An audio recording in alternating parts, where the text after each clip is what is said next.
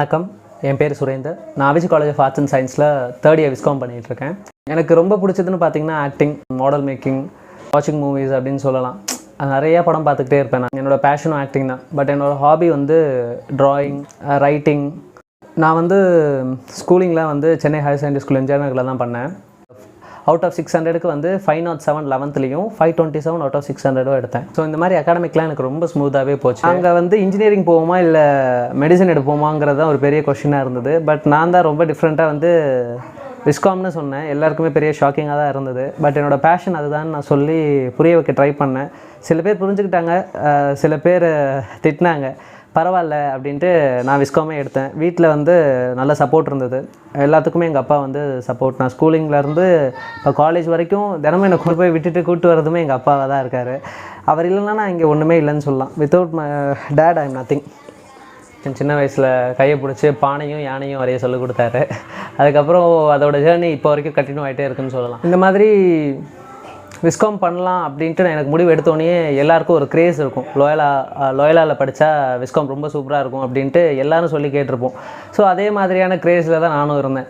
சரி, லோயலாவில் அப்ளிகேஷன் போடுவோன்னு ஆன்லைனில் அப்ளிகேஷன் போட்டோன்னே செலெக்ஷன் லிஸ்ட்டில் நான் செலக்ட் ஆகலை. ஸோ அதுக்கப்புறம் விஸ்காம் எங்கே பண்ணலான்னு ஒரு பெரிய கொஸ்டின். அப்பா அவிசி சொன்னார், ஏவிஎம்மோடது பெரிய பேனர், இந்தியாவில் ஒரு தவிர்க்க முடியாத ஒரு ப்ரொடக்ஷன் கம்பெனி ஏவிஎம், அவங்களோட காலேஜ்னால் சூப்பராக இருக்கும் அப்படின்னு சொல்லிட்டு எங்கள் அப்பா சொன்னார்.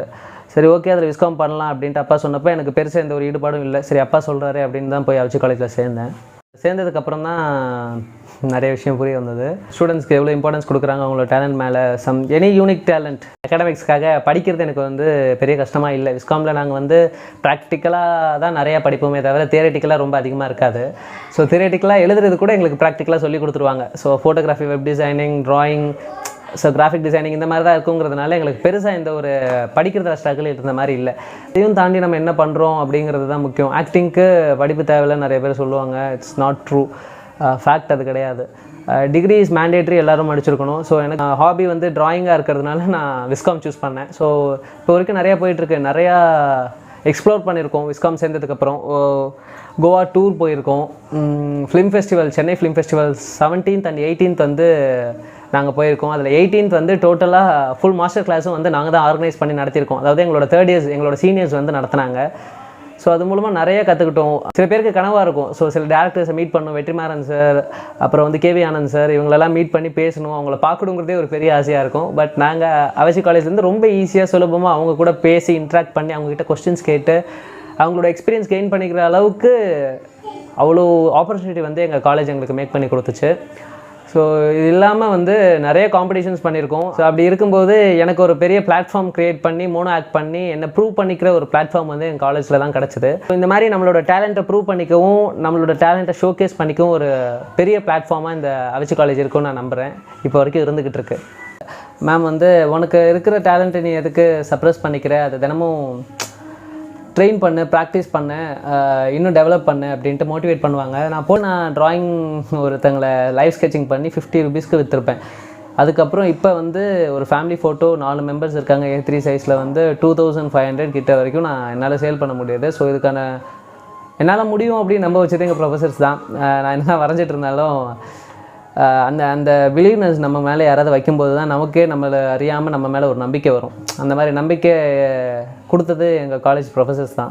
திடீர்னு பிரகாஷ் சார் ஒரு வாட்டி கால் பண்ணி, இந்த மாதிரி வீர் ஃபவுண்டேஷன்லேருந்து ஒரு காம்படிஷன் இருக்குது, நேஷ்னல் லெவல் போகிறதுக்கான காலேஜ் லெவலில் செலெக்ஷன் நடந்துகிட்டு இருக்கேன், நீ வா அப்படின்னு பார்ட்டிசிபேட் பண்ணிட்டு. நான் காலேஜே வரல அந்த டைம், எனக்கு கால் பண்ணி கூப்பிட்டாங்க. நான் போய் அட்டன் பண்ணேன். சவுத் இந்தியன் லெவலில் ஒரு காம்படிஷன். அதில் டீம் பீஸ். அதில் பிரபாகரன் சாரோட கைடன்ஸோடு நான் ட்ரா பண்ணேன். அதில் ஃபஸ்ட் ப்ரைஸ் வந்தது. ஸோ அதில் எனக்கு 25,000 கேஷ் ப்ரைஸ் வந்தது. They always guide as.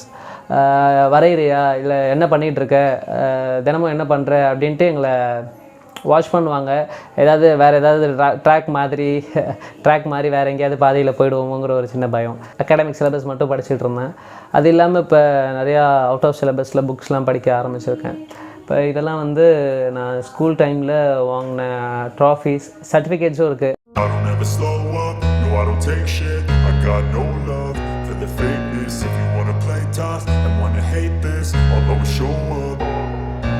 I don't ever never slow up, no I don't take shit, I got no love for the fakeness.